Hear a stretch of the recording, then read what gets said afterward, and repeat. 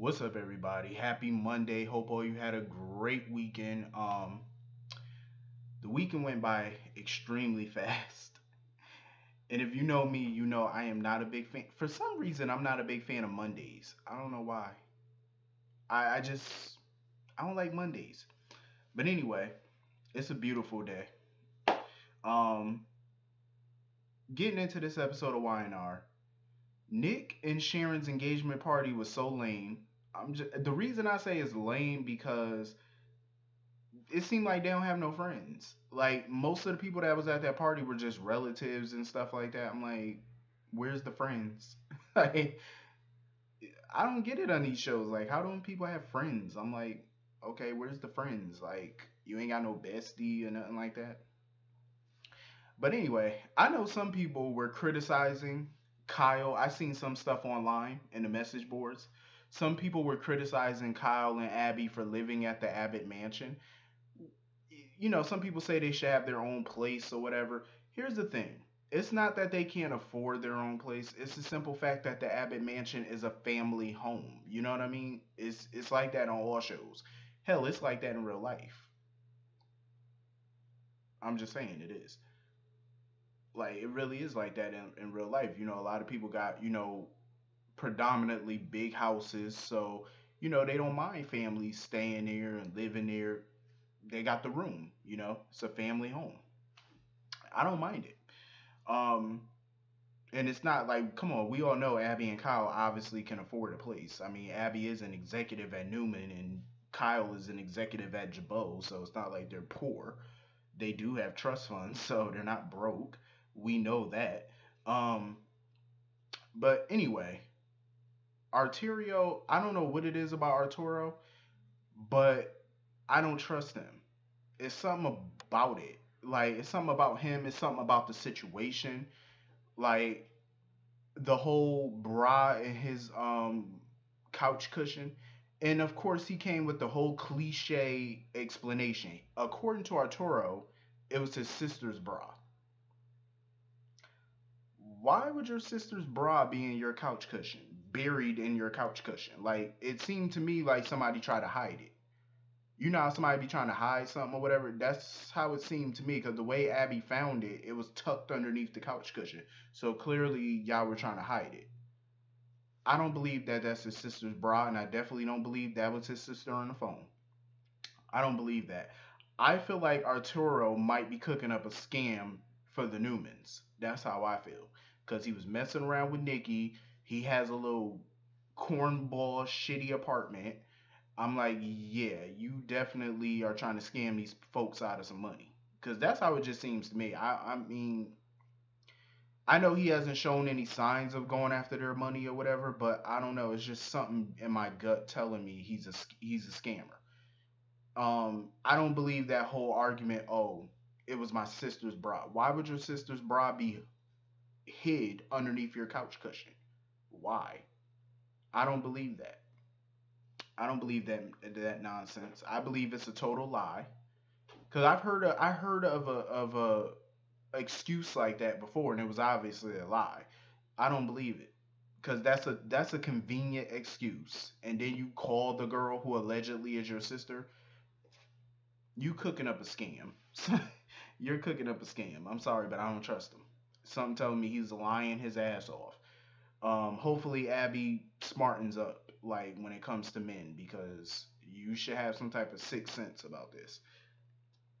Because I'm a little pissed that she believed that story right off the bat. Like she just believed it. As soon as he told it to her, as soon as she talked to the alleged sister, she just believed it. Why are you not questioning this more? Like like I said, why was it hidden underneath his couch cushion? I would be asking that question. Even though I know they're gonna come up with another lie, so hopefully she wisens up. Anyway, I did like the advice that Devon and Hillary each gave Shauna and Charlie, but I feel like, Shauna and Charlie need to talk. They really need to sit down and talk because there's obviously a miscommunication between them because Shauna feels like Shauna and Hillary feel like Charlie may be judging her or whatever because she's not a virgin, but that's not what it is. It's not. He's not judging her.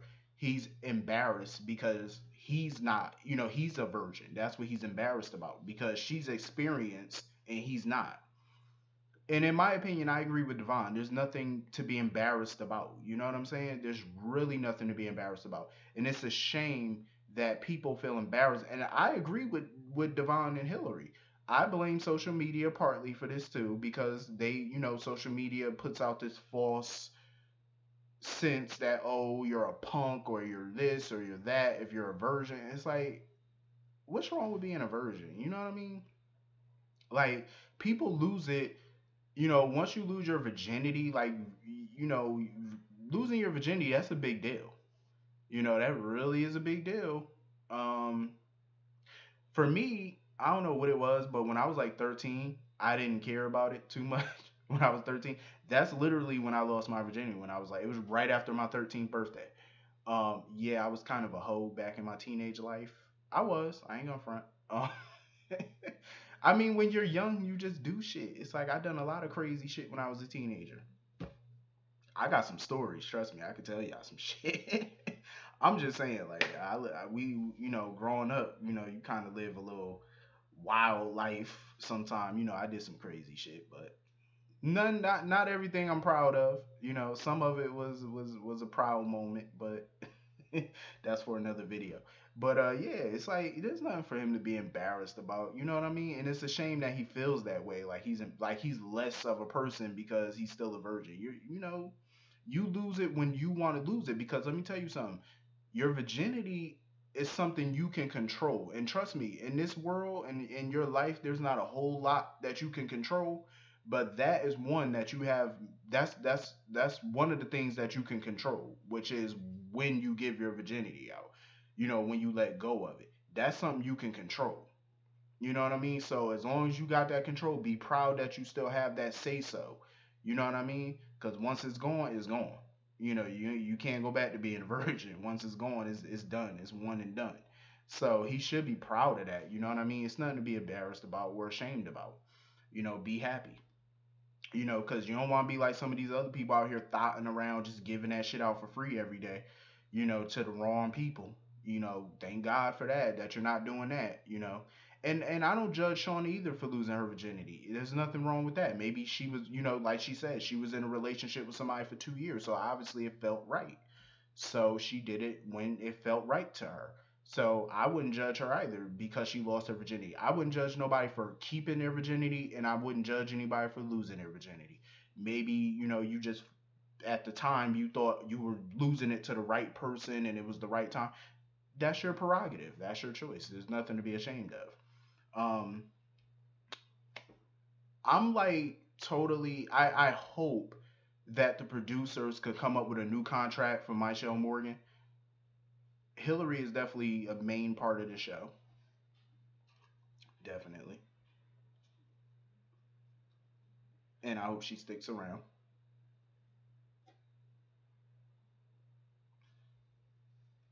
because it definitely would be a shame to lose that character. Like her character is like one of the best. Like it's a shame. I heard that it was a money situation because Michelle Morgan wanted a pay raise and the producers wouldn't do it. But I hope they do give her pay raise because she deserved it. I know a lot of people don't like the Hillary character, but I freaking love the Hillary character because she's flawed. You know what I mean? Like her and Devon agreed to not tell secrets, but we all know that that's not gonna last too long because that's all Hillary know how to do is lie. Like she lies even about little shit. She lies. It's like it's hard not to for her. But I like her though, and I definitely like her and Devon together. But hopefully the producers could come up with some new contract that would keep her. Um, so anyway, I feel like Jack is so full of shit. Like he's sitting there talking about if he finds out Philip Chancellor is his father, he's not gonna try to go after Chancellor Industries. I feel like he's lying about that. I feel like he is like, cause come on, this is Jack Abbott. You mean to tell me you're not gonna go after the Chancellor estate, even though legally he has no claim to it, cause he really doesn't. Um, but I don't believe that. I feel like he would go after it. So basically, he got, because Jill refused to let him exhume Philip's body. So so Kyle took him to Dina, and he showed Dina a picture that he has with her and Philip in the picture and stuff like that, and she admitted that Philip was his father. I don't believe it. I still don't believe it. I feel like Victor's handprints are all over this. His fingerprints are all over it. I feel like Victor engineered this whole thing. That's how I feel, because I don't believe that the writers would change all these years of worth of history with the Abbott family. I don't believe it. I think Jack really is John's son. I feel like Victor has a hand in it. He definitely manipulated all of this. He probably whispered, because remember, Victor a few months ago he took Dina to that ball thing that she wanted to go to, but it wasn't really a ball though. It was in her mind that she was going to a ball, but he took her out dancing. I think when Victor took Dina out dancing, he could have whispered in her ear about the whole Jack being Philip's son or Jack not being John Abbott's son. He could have got it into her mind, because her mind is all over the place now with this Alzheimer's. So he could have just slipped it into her ear and now she believes it. You know what I mean? I don't believe it. I don't believe John Abbott is not Jack's father. I don't believe that. I feel like it was an engineered situation. But anyway, moving on from that. So Nick apparently got word from his PI. His private investigator is so late because Victor and everybody already know about JT and his credit cards. So he came over there trying to update them or whatever, and Victor already knew.